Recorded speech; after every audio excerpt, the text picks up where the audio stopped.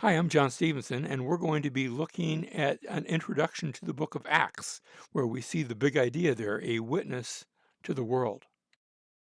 According to church tradition, the author of the book of Acts is Luke. In speaking of the Gospel of Luke, Irenaeus says, Luke, also the companion of Paul, set down in a book the gospel preached by him. He's speaking here of the gospel according to Luke. Then in the Muratorian fragment, this is a listing. It's a fragment because we're missing the first page, but it's a listing of the books that were considered by the early church to be authoritative. And it comes to Acts, and it says the Acts of the Apostles, however, were written by Luke in one book addressed to the most excellent Theophilus. You'll remember that Luke starts off, the Gospel of Luke starts off to the most excellent Theophilus, and then Acts starts the same way. It leaves off the honorific. It doesn't say call him the most excellent Theophilus, but it addresses him still as Theophilus. And notice, and he makes it clear that these events took place in his presence, for he omits the passion of Peter. When we're talking about the passion of Peter, that's the death of Peter. Peter, according to tradition, was executed, and that's not mentioned in the book of Acts, as also the journey of Paul when he went from the city to Spain. You see in the book of Acts, it makes no mention of Paul going to Spain, but in Paul's epistle to the Romans, he talks about how he has plans. He's planning on going to Spain. And evidently, according to the Muratorian fragment, Paul does take that trip before his death. Now, the book of Acts, then, we're assuming the author is Luke, even though he does not mention himself by name.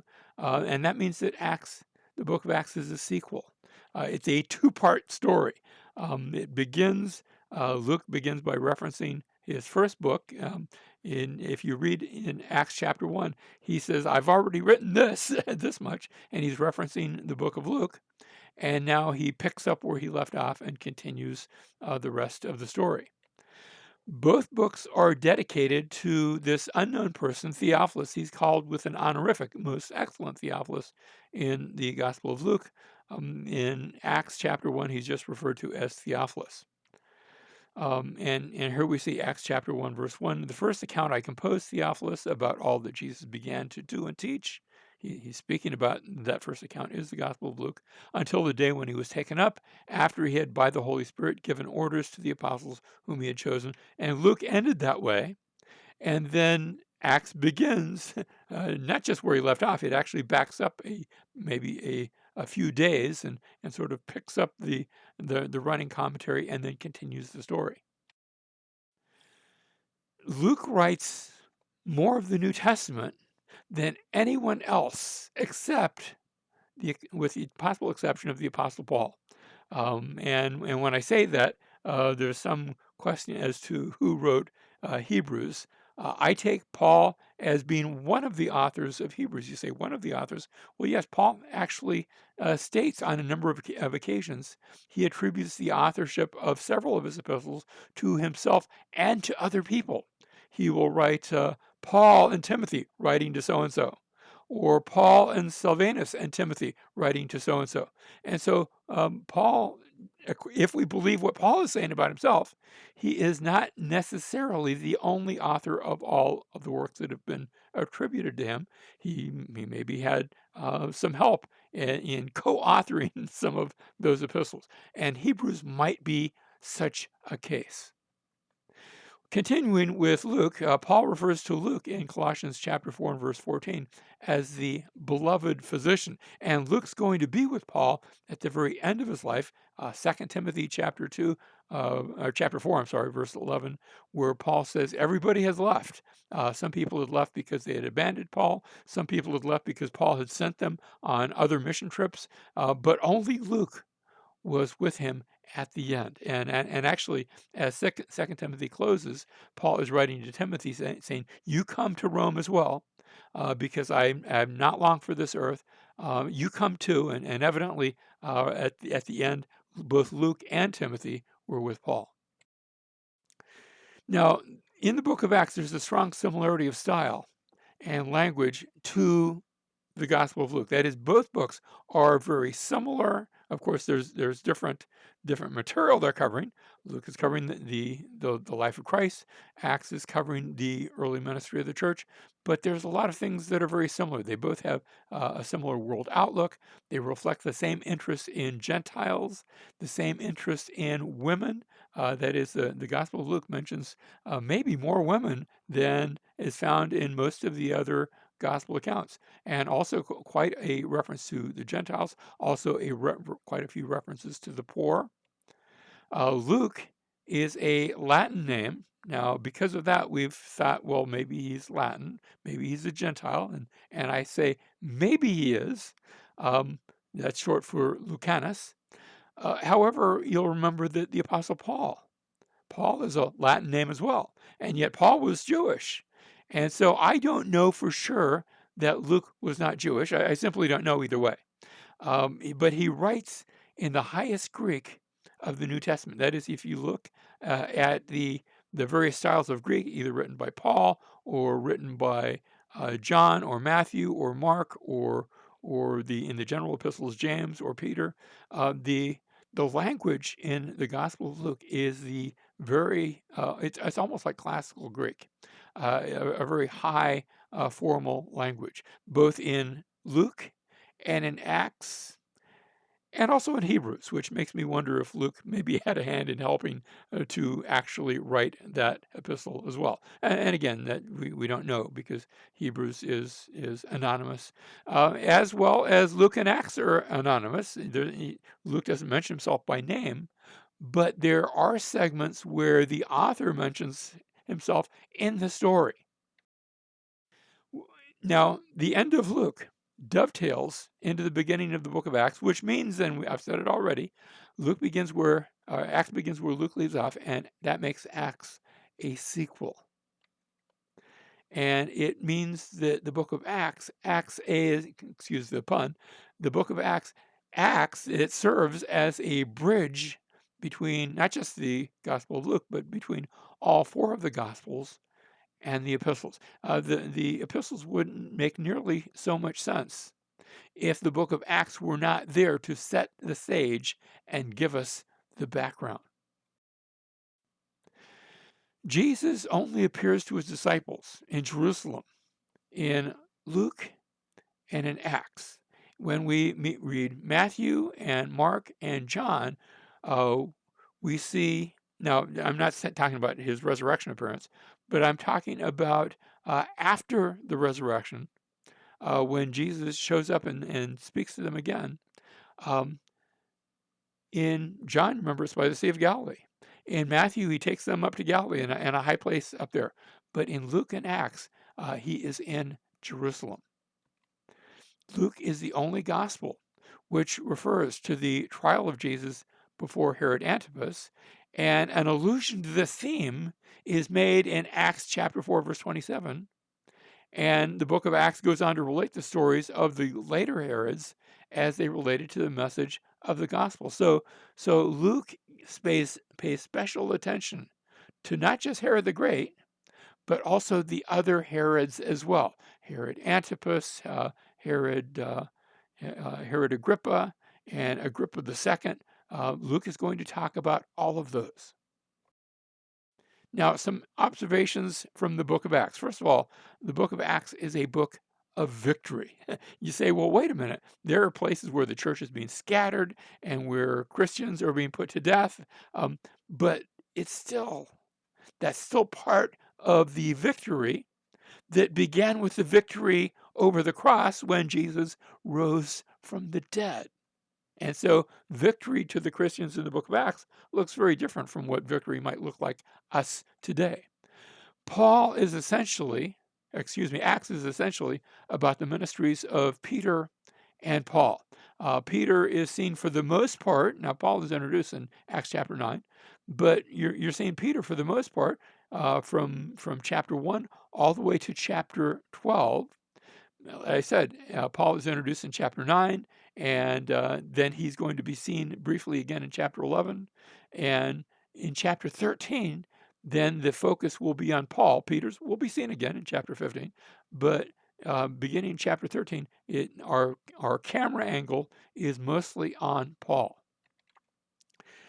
And we see both with Peter and Paul their successes, but I would suggest also some of their mistakes, sometimes times of discouragement in both cases, also great courage. The narratives, I should point out, are not necessarily normative. That is, just because they did something in the book of Acts does not mean we always have to do it exactly that way. There's times, for example, in Acts chapter 2, where the Christians have all things in common. It looks a little bit like a communal, I almost want to call it sort of a communal communism. They're pooling all their resources. And that's a good thing, but that's not saying that we have to do it exactly that way today. On the other hand, I think that we are supposed to draw from that and say we're supposed to be concerned for one another, and that concern is to have financial repercussions. And so the narratives might not be normative, but there are lessons that are given throughout. The preaching in the book of Acts, and there are plenty of sermons that are given in this book. This is a book of prayer. We're going to see the church is praying. Now, there's not going to be long, extended prayers, not like we have, for example, in John chapter 17, where Jesus, the whole chapter is a prayer of Jesus. We're not going to have those kind of very long prayers, but we're going to see the church in prayer. We are going to see some long sermons in the book of Acts, but they are always given to further explain the message that the church believes. Now, to compare Luke and Acts, in Luke, we already said it begins with an address to the most excellent Theophilus, and Acts begins with an address to Theophilus. The honorific most excellent is left out. In Luke, we have in chapter 1 the announcement made by the angel Gabriel. In Acts, there's an announcement made by two men in white. I take them to be angels. As Jesus rises as he ascends into heaven, two men show up. In the Gospel of Luke, it begins in Jerusalem. Acts begins in Jerusalem as well. In Luke, very early, we see the birth of Jesus as the Spirit comes upon Mary. In Acts, the birth of the church is seen as the Spirit comes upon believers. In Luke, there's a movement toward Jerusalem. The story starts in Jerusalem, but then as you get to the midpoint of the Gospel of Luke, Jesus has been up in Galilee, and then he sets his face to go to Jerusalem. And from that time on, they're getting closer and closer and closer to Jerusalem. Acts starts in Jerusalem as well, but then the movement goes away from Jerusalem. We get into the missionary journeys of Paul. But then toward the end, Paul is saying, I want to go back to Jerusalem. And there's this movement, and it takes us through several chapters as Paul is moving first to Jerusalem, and then he gets there. And then after that, and really throughout the book, there has been a movement away from Jerusalem, where they're taking the gospel first to Judea and then Samaria, and on all those missionary journeys, and to the uttermost part of the earth. So the movement throughout the entire book, even though Paul comes back, is a movement away from Jerusalem. In the Gospel of Luke, the ministry of Jesus is seen while he was on earth. In Acts, it's the ministry of Jesus as he is in heaven, seated or, in one case, standing at the right hand of the Father. In the Gospel of Luke, we see the teachings of Jesus. In Acts, it's the teachings of Jesus as passed on by the apostles. In the Gospel of Luke, we see the introduction of what is the gospel. In Acts, we see the progress of that as it is further explained and then goes out both to Jew and to Samaritan and even to the Gentiles. In the Gospel of Luke, Jesus is revealed historically. In Acts, he is revealed mystically, where they see him, but not in the flesh. Well, in chapter 1, he's in the flesh. But once he ascends into heaven, they see him in heaven, and Jesus is in heaven, but he is with them, just like he had said in the gospel, I am with you always. In the Gospel of Luke, it's all about Christ giving himself for us. In Acts, we see Christ in us. In the Gospel of Luke, it begins with the events surrounding the coming of Christ to the earth. In Acts, it begins with the ascension of Christ into heaven, and he is in heaven throughout the rest of the book of Acts. In Luke, the disciples are chosen. In Acts, we see some people chosen too. It's the deacons that are chosen. In Luke, Peter makes his confession that Christ is God, that he is the Messiah. In Acts, Paul has his encounter with Christ on the Damascus Road. In the book of Luke, there are three disciples who see the transfiguration of Jesus. In the book of Acts, Peter sees a threefold vision indicating that the gospel is for the Gentiles. In the Gospel of Luke, Jesus makes three announcements: that he will go to Jerusalem, that he'll be arrested, and he'll die upon the cross. Actually, Matthew, Mark, and Luke record those three announcements 3 different times. Jesus makes those announcements. In the book of Acts, Paul goes on 3 missionary journeys before turning to Jerusalem, where he's arrested and then taken on that final voyage to Rome. In the Gospel of Luke, Jesus is judged before the high priest. In the book of Acts, both Peter and Paul, they are both judged before the high priest. In the Gospel of Luke, it ends with the disciples. They are in Jerusalem. In the book of Acts, it ends with the Apostle Paul. He's finally in Rome. He is awaiting his trial.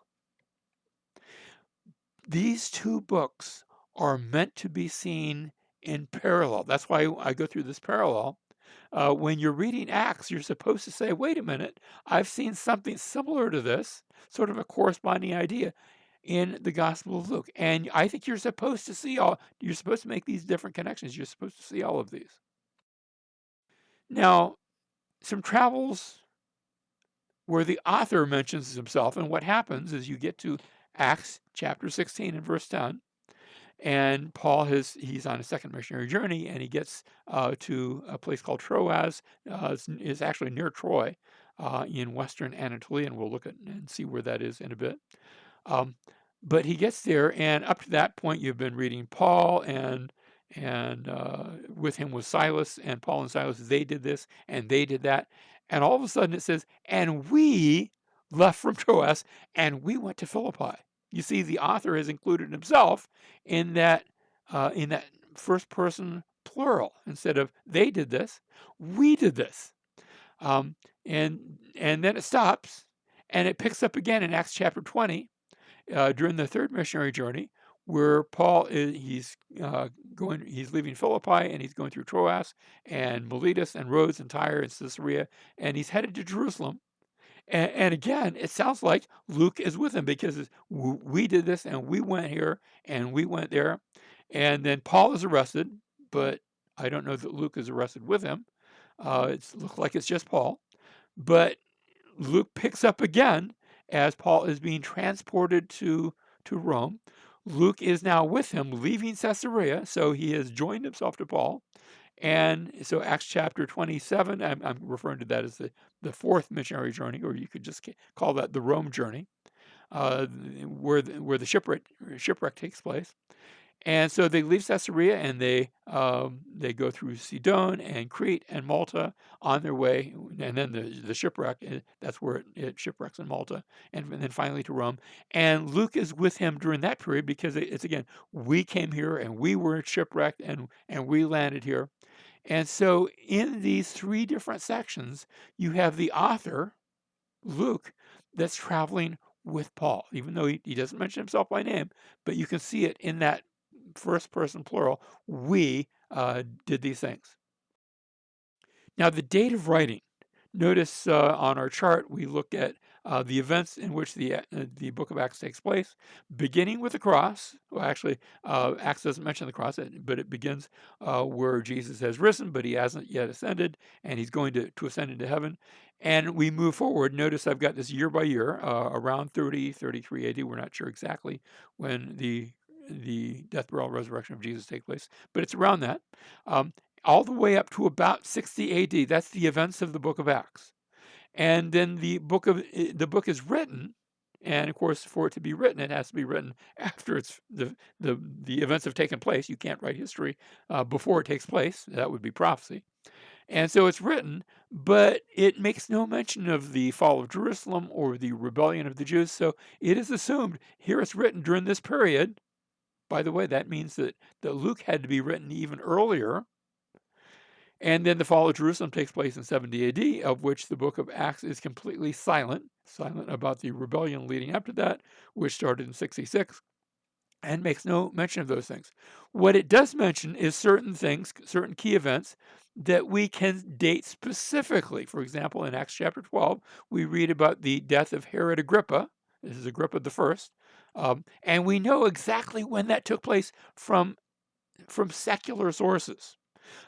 Secondly, in 49 AD, you have Claudius issuing an edict banning the Jews from Rome. Again, we know when that took place because it's recorded in other writings outside of the Bible. It's mentioned in Acts chapter 18 and verse 2, and as a result of Claudius issuing that edict, you have Aquila and Priscilla. They have to leave Rome, and they come to Corinth, and they meet Paul. You have in 51 AD, Gallio was appointed the proconsul of Achaia for a 1-year term, and he's mentioned in Acts chapter 18. And that means we know exactly when that is taking place, down to the very year. Finally, in the year 59 AD, Festus becomes the procurator of Judea. That's mentioned in Acts chapter 24 and verse 27. And again, we know when that took place. So this gives us some very exact dates for these events in the book of Acts. Now, let's look at a map. We're going to see lots of maps in future classes, but I'm just going to look at this one here. Our story is going to start in Jerusalem, and some places that I want to point out, just sort of general locations. Of course, if you're in Jerusalem, that area is Judea, and that whole region is known as Syria. You say even Judea? Well, actually, yes, that was considered part of the province of Syria in New Testament times. And then I'm going to use the term Anatolia. Now, that's a Greek term. It just means the land to the east, but it's to the east of Greece. And so we still refer to it as Greece today. They don't actually call it that, but I'm going to refer to it as Greece. If you ever go to Greece, they'll call their country Hellas. But if I use the term Hellas, nobody would know what I was talking about, so I'm going to refer to it as Greece. Anatolia, that's modern day Turkey. It was carved up into a number of different provinces in New Testament times, but I'm going to use the overall designation of Anatolia and Greece, and finally Italy. And of course, Italy is where we're going to find the city of Rome, and that was really the center of the Roman Empire. And everything you see on the map is part of the Roman Empire. Now, the structure of the book of Acts. There's going to be 28 chapters. The first 6 chapters are going to focus mostly on Peter. Chapters and in those chapters, we're going to see the establishment of the church. In chapter 7, Peter's still around, but we're focusing now on some other people too, like Stephen, who was put to death in chapter 7. You have the ministry of Philip, Philip the deacon in chapter 8. Paul is introduced in chapter 9, but then it's Peter again in chapters 10, 11, and 12. So it's Peter and some other people. And at this point, the church now begins to be scattered because of persecutions. Actually, that breaks forth at the end of chapter 7, early chapter 8, where the scattering takes place, and it continues to take place. And then in chapter 13, the focus now is primarily Paul. Peter's still mentioned in a couple places, but it's mostly about Paul, and the church is now going to be extended to many other cities until finally we're going to see Paul getting to Rome, and the church is already there. Which means that chapters 1 through 12 give this witness to Jerusalem and the surrounding areas around Jerusalem. And then in chapters 13 through 28, it's the story of the gospel going throughout the rest of the Roman Empire. And of course, it's going out to other places too, but those other places won't be mentioned here in the book of Acts. Now, as they are going forth, they are giving witness, and I use that word advisedly because the book of Acts is going to use this. In Acts chapter 2, verse 32, we read about how this Jesus God raised up again, to which we are all witnesses. Acts chapter 3 and verse 14. But you, and he picks up in the next verse, you put to death the Prince of Life, the one whom God raised from the dead, a fact to which we are witnesses. Notice how the apostles themselves describe themselves as being witnesses to these things. In chapter 4, verse 32, with great power the apostles were giving witness to the resurrection of the Lord Jesus, and abundant grace was upon them all. In Acts chapter 5, verse 32, and where the apostles say, and we are witnesses of these things, and so is the Holy Spirit, whom God has given those who obey him, to those who obey him. Notice we're witnesses, and the Holy Spirit is too. So there are all of these witnesses being mentioned. Acts chapter 10 and verse 39, we are witnesses of all the things he did both in the land of the Jews and in Jerusalem. This is Paul speaking to Cornelius. They also put him to death by hanging him on a cross. God raised him up on the third day and granted that he become visible, not to all the people, but to witnesses who were chosen beforehand by God, that is, to us who ate and drank with him after he arose from the dead. Chapter 10, verse 43, of him all the prophets bear witness. So we're witnesses, but also the prophets of the Old Testament scriptures, the Hebrew scriptures, they bear witness too, that through his name, everyone who believes in him receives forgiveness of sins.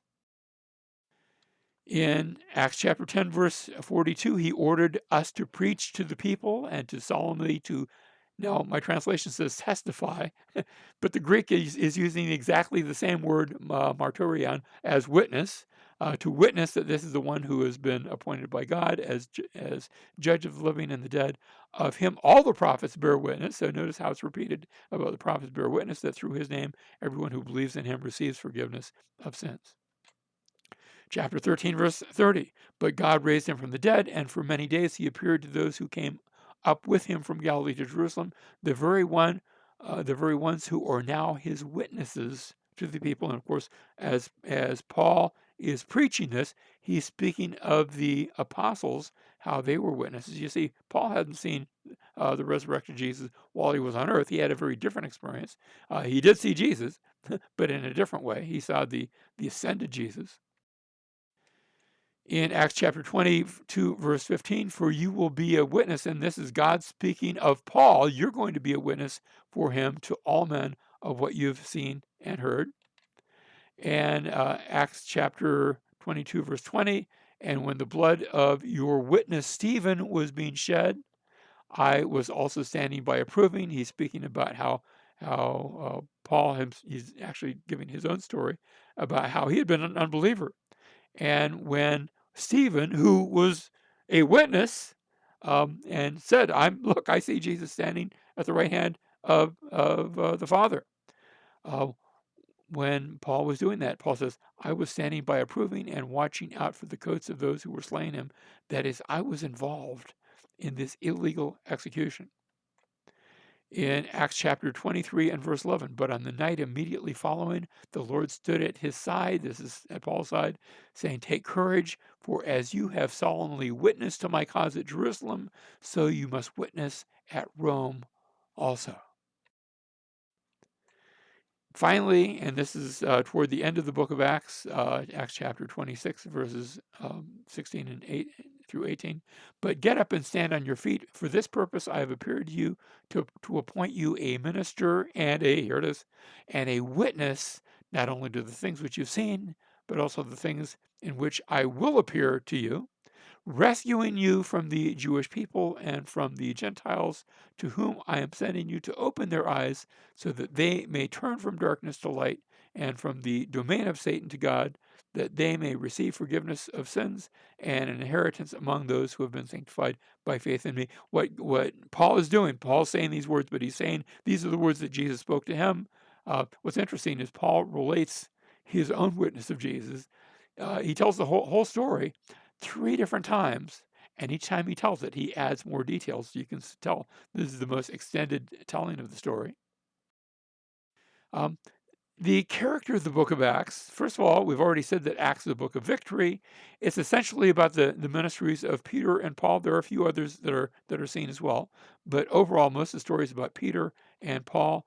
The other 2 notable characters within the book are Stephen and Philip, the 2 deacons in the early church. Stephen is martyred. Philip has that encounter, first of all, with the Samaritans, but then with the Ethiopian eunuch. And it's a book about men, about their mistakes as well as their successes. It records their discouragements and their doubts as well as their victories. Acts is full of surprises. Things sometimes happen that we're not really expecting. The ministry of the deacons, here's these men that are appointed to serve a physical need in the church, the ministry to make sure the needs of the widows are being met. And instead of just seeing them doing that, suddenly some of those deacons are preaching, they're expanding the church, they're reaching out to other people in a way we did not expect. And instead of seeing the apostles martyred, which they are martyred eventually, but we initially see the first martyr coming from among the ranks of the deacons. The conversion of Saul is not expected, where we see Saul and he's breathing threatenings. That when I say Saul, he's later on going to be known as Paul. He actually already has both names. One is a Jewish name, one's a Roman name. The shipwreck, where Paul is on his way to Rome, and all of a sudden the ship is going down. What's with that? The narratives, we've already said that the narratives of the book of Acts are not necessarily normative. Just because they did something in the book of Acts doesn't mean we have to do it exactly the same way. On the other hand, I think there are often principles that can be taken, that can be applied to us today. The preaching of the book of Acts, I think, is showing us different ways, because if you look at the sermons, the sermons will be different depending on to whom the audience is. You'll have one sort of sermon that's given when Paul is preaching to Jewish people or Peter is preaching to Jewish people, a very different sort of sermon when Paul is preaching to the pagans, for example, in Athens or other places. And yet, always, the big idea behind the preaching is the death, the burial, and especially the resurrection of Jesus. That's the big point of the preaching. And there's always a so what. So therefore, you ought to repent and turn to the Lord. Again, the theme is the resurrection of Jesus Christ. That's always the big idea. And the demand for repentance on the basis of that message. Acts, we already said, is a book of prayer. There are plenty of prayers in this book. It's a book of power. It's a book of proclamation where they are proclaiming this good news of the death, burial, and resurrection and the repentance that is needed. And it's also a book that speaks about persecution, both the persecution that leads to death. For example, Stephen is put to death, James is put to death, but also a persecution where sometimes it doesn't end up in death, but just results in beatings and castigation, people being removed, and all sorts of bad things that are happening. And yet, those things are victorious. Now, the purpose of the book, Luke states that his primary purpose in writing his gospel account was to give an account of the teachings of Jesus. By the same token, his primary purpose in the writing of the book of Acts was to give an account of the teachings of the apostles and those who came after Jesus. To show, you see, when Jesus came, he's teaching, but he hadn't died upon the cross yet. Once he has died and risen from the dead, then that teaching will be expanded. The apostles are going to say a lot of the same things that Jesus said, but it's going to be expanded to take in the significance of the death, burial, and resurrection of Jesus. It is therefore an evangelistic tool telling us what is the gospel that was from the beginning, that was preached by the church. We are hearing the preaching as the preaching goes out to people, and as we are reading, it goes out to us as well, that we might also hear and believe. The book defends Paul and Christianity in the face of Jewish attacks. That is, it explains why Paul is doing the things that he's doing. It serves as a witness, as both Paul bears witness and others bear witness. And I would suggest that the book of Acts is Paul's legal testimony, dedicated to Theophilus, but perhaps even going before the emperor of Rome. Now, I don't think they gave necessarily the original. They may have made a copy or two or three, We know that all the books of the New Testament, actually all the books of the whole Bible, were copied and recopied and recopied. But maybe Paul himself oversaw some of those initial copies. Sometimes we wonder, gee, textual criticism, did they make mistakes when they were copying? I think there were times when they did this, but perhaps there were some subtle changes as Paul himself introduced a couple of different versions with some slight alterations. And there are some slight alterations where sometimes there's an explanation. For example, a place that's named and then a little bit of expansion on what that place, which place that is. For example, you might have a reference to Antioch, but there's a couple of different Antiochs. And so that might be expanded in one of the texts, things like that. The legal proceedings are seen all throughout the book of Acts. In fact, the book of Acts goes from one courtroom to another. On two different occasions, the gospel goes before a proconsul. A proconsul is like a governor, second in authority only to the emperor. And in both cases, Christianity is seen to be legal. It's therefore conveying this historical movement of the gospel from Jerusalem as it makes its way to Rome. And when Paul gets to Rome, they've heard the gospel, but maybe they haven't heard it as clear as he's going to give it. So he's going to gather them and expand on it. They've heard about Jesus, but they don't know all the details. And so he's filling in the blanks. The book of Acts, it explains the defeat and rejection brought to Israel and her hope by the events of the fall of Jerusalem. You see, Jerusalem hasn't fallen yet, but it's going to. And to explain its cause and the answer to it found in Christianity. God, the city of Jerusalem is going to fall. How can that take place? And the how and why and wherefore is explained, at least in part, by the book of Acts. And I think it's also explained in part in places like Paul's epistle to the Romans, where he talks about why it is that the Jews did not believe. You get the up close and personal reference to that in the book of Acts. You get the theological explanation in the book of Romans. If you want to see that, it's going to be in Romans chapters 9, 10, and 11. Now, the importance of the book then, we'll close on this note. First of all, Acts combined with the Gospel of Luke we already said, it makes a very large section, over 1/4 of the entire New Testament. It's really one work in two volumes. The principle of proportion then kicks in, where whenever a lot of ink is spent on one big idea, that's an important idea. And think about this. 1/4 of the New Testament is the book of Luke and of Acts. And that's telling us that those events are important. The book of Acts tells us of the dramatic and radical change which took place in the attitudes and actions of the disciples as they moved from taking the gospel just to the Jews, but also now to the Gentiles. It's going to take, we're going to get to Acts chapter 15. It's going to take an entire council of the church to answer the question, can we have Gentiles for Jesus? It just sounds so weird. And at the end of the day, sometimes I kiddingly say they've been regretting it ever since, but I'm kidding when I say that. No, the gospel was to go not just to the Jews, but just to the Gentiles. But that was so very different from what they expected. This book, you see at the end of the Gospels, these same disciples, they were afraid and they're in hiding, and some are doubtful and they're denying and despairing of any hope. But this book shows that something had changed in the interim.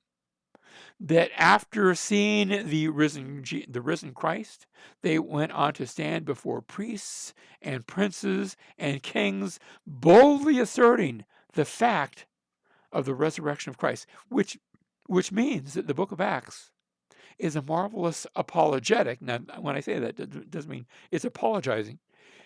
It's giving a reason why you can believe the truth of Christianity, because you can see the change in the life and belief of the apostles, how they were changed because they saw a dead man got up and walked. They saw Jesus rise from the dead. And that made all the difference in their world, and it should make all the difference in your world as well. Acts fills in the gap between the Gospels and the epistles, and it gives you the foundation to continue reading the rest of the story. It gives us the historical background of the epistles. It gives us examples of apostolic preaching. It fulfills the promise of Jesus, where Jesus said, I will build my church. And in the book of Acts, we see him do exactly that. It gives us a defense of Paul's apostleship, which gives us also a defense of why we can read his epistles and believe them. And it explains how God used Israel. Yes, God used Israel to bring the gospel to the Gentiles. He used Israel, first of all, because all of the apostles were Jewish. Paul himself was Jewish. But also, as Israel rejected, as a nation, as they rejected the gospel now went out to Gentiles. And so it was, in a sense, through the Israelite disobedience that the Gentiles became obedient. And if that's the case, Paul actually asked this question in Romans chapter 11. He says, if their disobedience led to Gentile salvation, just imagine what it would look like if the Jews as a nation, if Israel as a nation, turned to Christ. What would that bring about? Just imagine.